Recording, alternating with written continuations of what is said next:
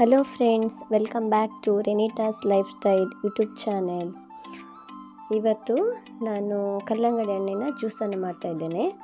ಈಗ ತುಂಬ ಸೆಕೆ ಅಲ್ವಾ, ಈ ಸೆಕೆ ಕಾಲದಲ್ಲಿ ತುಂಬ ತಂಪು ಮಾಡಿಕೊಳ್ಬೇಕು, ಇಲ್ಲದಿದ್ದರೆ ಬಾಡಿ ಎಲ್ಲ ಹೀಟ್ ಆಗ್ತದೆ. ಇಲ್ಲಿ ನಾನು ಹಾಫ್ ಕಲ್ಲಂಗಡಿ ಹಣ್ಣನ್ನು ಹೀಗೆ ಕಟ್ ಮಾಡಿ ಮಿಕ್ಸಿಗೆ ಹಾಕ್ಕೊಳ್ತಾ ಇದ್ದೇನೆ. ಬೀಜದೊಟ್ಟಿಗೆ, ಬೀಜ ತೆಗೆಯೋದು ಬೇಡ, ಅದು ಮತ್ತೆ ಆರಿಸುವಾಗ ಸಿಗ್ತದಲ್ವ, ಮೇಲೆ ನಿಲ್ತದೆ. ಸ್ವಲ್ಪವನ್ನು ನಾನು ತೆಗೆದಿಡ್ತೇನೆ, ಒಮ್ಮೆಲೆ ಗ್ರೈಂಡ್ ಮಾಡಲಿಕ್ಕಾಗೋದಿಲ್ಲ, 2 ಸರ್ತಿ ನಾನು ಗ್ರೈಂಡ್ ಮಾಡಲಿಕ್ಕೆ ಹಾಕ್ಕೊಳ್ತೇನೆ. ಇಲ್ಲಿ ನಾನು ರುಚಿಗೆ ಬೇಕಾದಷ್ಟು ಸಕ್ಕರೆ ಮತ್ತು ಸ್ವಲ್ಪ ಪುದೀನದ ಎಲೆಗಳನ್ನು ಹಾಕ್ಕೊಂಡಿದ್ದೇನೆ, ಮತ್ತು ಐಸ್ ಕ್ಯೂಬ್ಸನ್ನು ಹಾಕ್ಕೊಂಡಿದ್ದೇನೆ. ಪುದೀನದ ಎಲೆಗಳು ಹಾಕ್ಕೊಂಡ್ರೆ ಒಳ್ಳೆಯದು, ಗ್ಯಾಸ್ಟ್ರಿಕ್ಕಿಗೆಲ್ಲ ಒಳ್ಳೆಯದು ತುಂಬ. ನೋಡಿ, ಇಲ್ಲಿ ನಾನು ಗ್ರೈಂಡ್ ಮಾಡಿ ತಂದೆ. ಈಗ ಇದನ್ನು ಸೋಸ್ಕೊಳ್ಳೋಣ. ಎಲ್ಲವನ್ನು ಹೀಗೆ ಸೋಸಿಕೊಳ್ತಾ ಇದ್ದೇನೆ.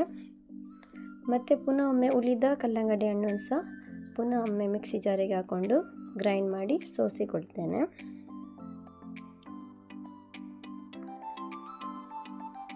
ಈಗ ಸೆಕೆಗೆ ತುಂಬ ದೇಹವನ್ನು ತಂಪಾಗಿಟ್ಕೊಳ್ಬೇಕು, ತುಂಬ ನೀರು ಕುಡಿಬೇಕು, ಆದಷ್ಟು ಲಿಕ್ವಿಡ್ ಐಟಮನ್ನು ಸೇವಿಸಬೇಕು.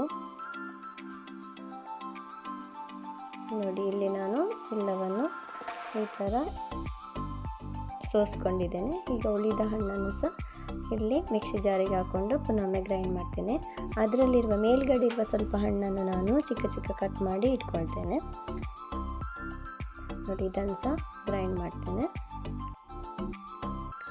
ಮತ್ತು ಗ್ರೈಂಡ್ ಮಾಡಿದ ಮೇಲೆ ಒಮ್ಮೆ ಗ್ರೈಂಡ್ ಮಾಡ್ಕೊಳ್ತೇನೆ. ಆಮೇಲೆ ಸೋಸಿದನ್ನು ಸಹ ಅದರ ಮೇಲೆ ಹಾಕ್ಕೊಂಡು ಪುನಃ ಒಮ್ಮೆ ಗ್ರೈಂಡ್ ಮಾಡ್ಕೊಳ್ತೇನೆ. ಯಾಕೆಂದರೆ ಸಕ್ಕರೆ ಮತ್ತು ಪುದೀನದ ಎಲೆಗಳೆಲ್ಲ ಗ್ರೈಂಡ್ ಆಗಿರುವುದಿಲ್ಲ ಅಲ್ವ, ಆದ ಕಾರಣ ಪುನಃ ಒಮ್ಮೆ ಗ್ರೈಂಡ್ ಮಾಡಿಕೊಂಡ್ರೆ ಸರಿಯಾಗಿ ಗ್ರೈಂಡ್ ಆಗ್ತದೆ, ಒಳ್ಳೆ ನೈಸಾಗಿ ಗ್ರೈಂಡ್ ಆಗ್ತದೆ.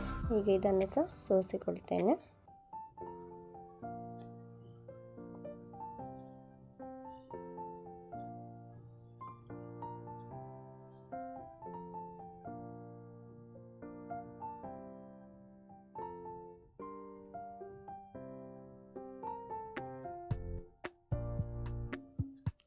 ನೋಡಿ, ಈ ಥರ ಎಲ್ಲವನ್ನು ಸೋಸಿಕೊಂಡಾಯಿತು. ಈಗ ನಾನಿಲ್ಲಿ ಸರ್ವಿಂಗ್ ಗ್ಲಾಸಿಗೆ ಐಸ್ ಕ್ಯೂಬ್ಸನ್ನು ಹಾಕ್ತಾ ಇದ್ದೇನೆ.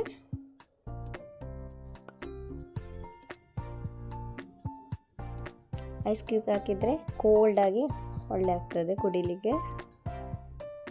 ಮತ್ತು ಕಟ್ ಮಾಡಿ ಇಟ್ಕೊಂಡಿದ್ದೇನಲ್ವ ಕಲ್ಲಂಗಡಿಯನ್ನು, ಅದನ್ನು ಸಹ ಹಾಕ್ಕೊಳ್ತಾ ಇದ್ದೇನೆ, ಚಿಕ್ಕ ಚಿಕ್ಕ ಕಟ್ ಮಾಡಿ ಇದನ್ನು.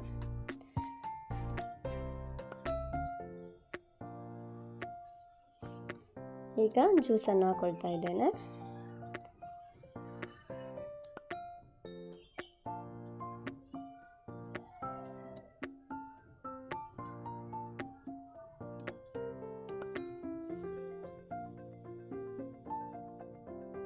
ಇದರ ಮೇಲೆ ಮಿಂಟ್ ಲೀಫನ್ನು ಇಟ್ಟರೆ ಇಲ್ಲಿಗೆ ನಮ್ಮ ಕಲ್ಲಂಗಡಿ ಹಣ್ಣಿನ ಜ್ಯೂಸ್ ರೆಡಿ ಆಯಿತು. ಈ ವಿಡಿಯೋ ನಿಮಗೆ ಇಷ್ಟ ಆದರೆ ಲೈಕ್ ಮಾಡಿ, ಶೇರ್ ಮಾಡಿ, ಸಬ್ಸ್ಕ್ರೈಬ್ ಮಾಡ್ಕೊಳ್ಳಿ. ಪ್ಲೀಸ್ ಫ್ರೆಂಡ್ಸ್, ನನ್ನ ಚಾನಲಿಗೆ ಸಪೋರ್ಟ್ ಮಾಡ್ಕೊಳ್ಳಿ. Thanks for watching. ಬಾಯ್.